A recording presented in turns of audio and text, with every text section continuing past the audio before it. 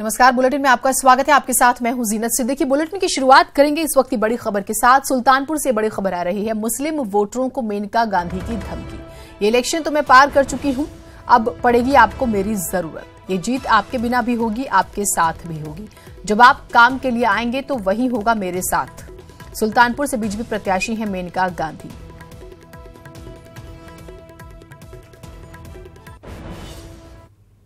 धन्यवाद करता हुआ और एक संन्यास मैं जीत रही हूँ।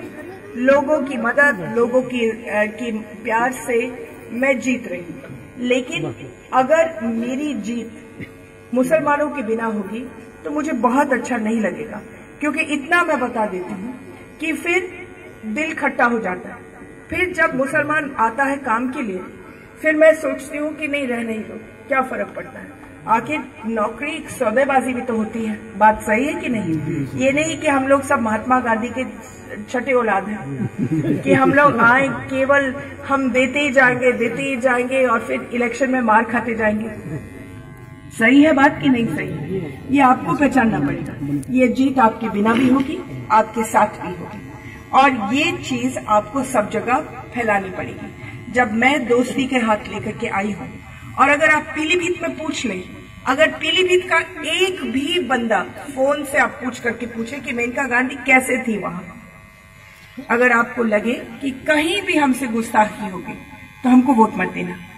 लेकिन अगर आपको लगे कि हम खुले हाथ और खुले दिल के साथ आए कि आपको कल मेरी जरूरत पड़ेगी, ये इलेक्शन तो मैं पार कर चुकी हूँ, अब आपको मेरी जरूरत पड़ेगी, अब आपको ये जरूरत के लिए नींव डालना है, तो ये है वक्त। आपका जब पोलिंग बूथ का आएगा रिजल्ट, और उस रिजल्ट में 100 वोट निकलेंगे और या 50 वोट निकलेंगे, तो उसके बाद जब आप काम के लिए आएंगे तो वही होगा मेरे साथ। समझ गए आपको? तो इसलिए जब आप मेरे ही हो तो क्यों नहीं मेरे ही रहो।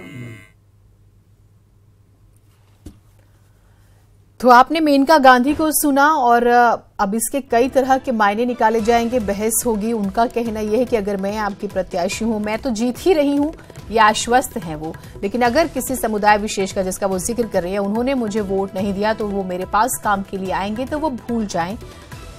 अजीत हमारे साथ, हमारे सहयोगी जुड़े हुए हैं। अजीत, अब लगता है कि जैसे कोई हद ही नहीं बची है। हिंदू मुसलमान तो लंबे वक्त से सुन रहे हैं, लेकिन डराना धमकाना ऐसे ओपनली, हैरानी वाली बात है। बिल्कुल जीनत, आपने सही कहा। जिस तरह मंच से मेनका गांधी ने सीधे तौर पर एक तरीके से कहा जाए इनडायरेक्टली धमकी दी और कहा कि हम जीत तो आपके बिना भी रहे हैं और जीत आपके साथ भी रहे और नहीं भी रहे, तो अगर आप बाद में मेरे पास आते हैं काम के लिए तो मैं उसमें फर्क करती हूँ, फिर मैं सोचती हूँ काम क्यों करूँ। एक तरीके से उन्होंने सीधे धमकाया और कहा हाँ में हाँ मिलाने की कोशिश की और कहा कि क्या मैं सही कह रही हूँ। तो निश्चित तौर पर जो 2019 का चुनाव है जीनत, उसमें कहीं ना कहीं डराने धमकाने, पोलराइजेशन, ये बढ़कर इस पर राजनीति हो रही है। और मेनका गांधी ने भी सीधे कहा कि ये जीत आपके बिना भी होगी और आपके साथ भी होगी, तो अगर आप हमारे साथ हैं तो ठीक है, नहीं तो फिर बाद में मैं आपके साथ नहीं रहूंगी और आपके साथ मैं नहीं खड़ी हूँ।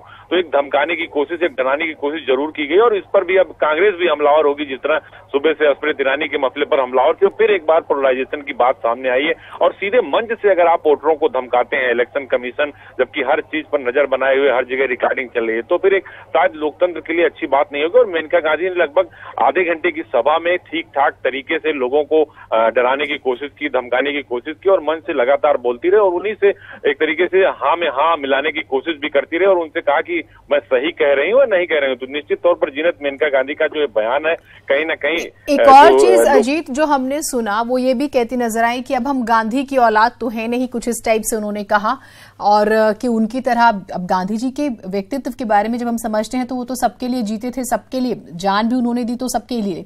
और दूसरी तरफ ये एक बात हुई, ये एक बात अजीत। दूसरी बात ये कि बीजेपी सबका साथ सबका विकास की बात करती है, तो जब ऐसे स्टेटमेंट्स आते हैं तो उस तरह के वायदों का, उस तरह के नारों का मतलब क्या रह जाता है? बिल्कुल, देखिए ये इलेक्शन है और सभी पार्टियां जो है जिन्हें वो एक तरीके से सबका साथ सबका विकास बीजेपी नारा दे रही है, तो दूसरी तरफ गठबंधन में बीजेपी जो इस बात को कहती है, मेनका गांधी उससे उलट कह रहे हैं। उन्होंने कहा कि मैं महात्मा गांधी की छठी औलाद नहीं हूं, कि जो कोई एक थप्पड़ मारे तो दूसरा गाल भी उसके सामने कर दूं। तो उन्होंने एक तरीके से एक नया पैमाना क्रिएट किया है, नई बात कही है कि आपको वोट देना है, धमका के कहा कि आप के बगैर भी मैं जीत रही हूँ, अगर आप वोट नहीं देते तब भी मैं जीत रही हूँ, अगर आप देंगे तो ठीक रहेगा, नहीं तो बाद में आप मेरे पास काम के लिए न मत आइए, मैं महात्मा गांधी की औलाद नहीं हूँ। तो निश्चित तौर पर उन्होंने महात्मा गांधी पर भी। बहुत शुक्रिया आपका तमाम जानकारियों के लिए।